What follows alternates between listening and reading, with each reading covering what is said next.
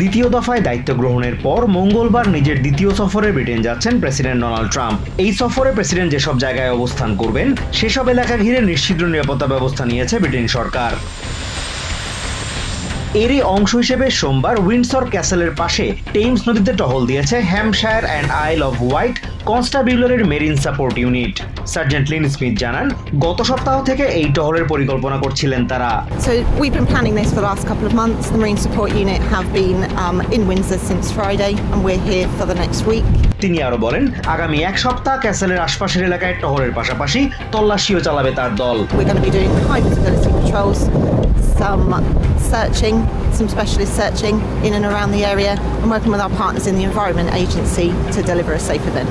Lin জানান, যে কোনো দেশের রাষ্ট্র বা সরকার প্রধান ব্রিটেন সফরে এলে তাদের নিরাপত্তা নিশ্চিতে বেশ কিছু পদক্ষেপ নেওয়া হয়। এর অংশ হিসেবেই তার দল টেমসে টহল দিচ্ছে। This is similar to President Macron's visit. We are still providing capability on the water. It's just on a larger scale for us. We're being joined by colleagues from marine units across the country to deliver this event.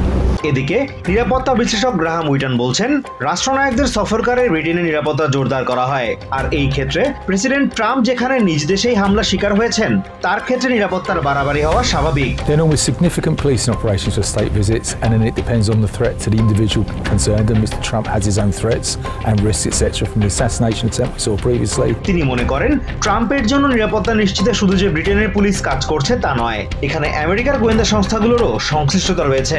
And the police in the UK will work very, very closely with their American counterparts to gauge their information and balance it against the information we have here. তিনি জানান, standard প্রোটোকলের অংশ হিসেবে president ট্রাম্পের সফর শুরুর বেশ কয়েকদিন আগে থেকেই আমেরিকা থেকে নিরাপত্তা কর্মকর্তাদের ব্রিটেনে গিয়ে তাদের কাজ শুরু করে দেওয়ার কথা।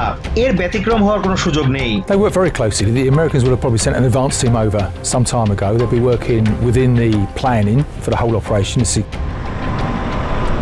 Azimur Rashid Kanak, TVN24 news desk.